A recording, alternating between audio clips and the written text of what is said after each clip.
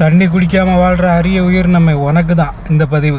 ஏன்னா நீங்கள்லாம் தண்ணி பயன்படுத்துறது இல்லைல்ல, தண்ணி பயன்படுத்தாமல் வாழ்கிறவங்க தானே. சீமான் தண்ணீர் மாநாடு நடத்தினா அவங்களுக்கு நக்கல்.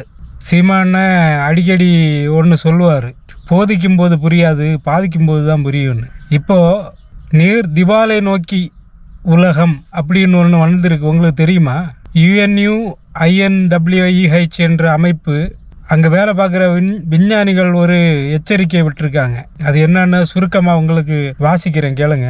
நீர் திவால் நிலையை நோக்கி உலகம் இனி தண்ணீர் பற்றாக்குறை என்ற நிலையை கடந்து மீள முடியாத நீர் திவால் நிலை எனும் அபாயகரமான கட்டத்திற்குள் நுழைந்து விட்டதாக ஐநாவின் UNUINWEH விஞ்ஞானிகள் எச்சரிக்கை. இயற்கை மீண்டும் புதுப்பிக்கக்கூடிய அளவை விட அதிக நீரை மனிதர்கள் பயன்படுத்துவதால் நிலத்தடி நீர் மற்றும் நன்னீர் ஆதாரங்கள் நிரந்தரமாக செயலிழந்து வருவதாக ஐநாவின் புதிய அறிக்கை எச்சரிக்கிறது. நிலத்தடி நீர் அளவுக்கு அதிகமாக உறிஞ்சப்படுவதால் பெங்களூரு, சென்னை, டெல்லி போன்ற உலகின் பெருநகரங்கள் நிலம் உள்வாங்கும் அபாயத்தை சந்திப்பதுடன் குடிநீர் விநியோகம் முழுமையாக முடங்கும் டே 0 நிலையை நோக்கி அதிவேகமாக செல்வதாகவும் குறிப்பிட்டுள்ளது. கேட்டுக்கிட்டீங்களா? புரிஞ்சுதா உங்களுக்கு என்னன்னு? தண்ணி இல்லாம சாவ போறீங்களாம். இதை புரிஞ்சுக்கிட்டு தான் ஒரு மனுஷன் காட்டு கத்துறாருல, சத்தமா பேசுறாரு, குரலை உயர்த்தி பேசுறாரு.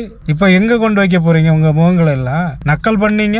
மலைகளுக்கு மாநாடு நடத்துறாரு, ஆடு மாடுக்கு மாநாடு நடத்துறாரு, தண்ணீருக்கு மாநாடு நடத்துறாரு, கடலமா மாநாடு நடத்துறாரு. இப்ப எங்க கொண்டு வைக்க போறீங்க? அந்த மனுஷன் அடுத்து நடக்க போறதை சரி செய்யறதுக்கு முன்கூட்டியே யோசிச்சு ஒரு மாநாடுகளை போடுறாரு. உங்களுக்கு நக்கல். இப்பவும் சொல்றேன், போதிக்கும் போது புரியாது, பாதிக்கும் போது அவங்களுக்கு புரியும். புரிஞ்சுக்கிட்டா சரி.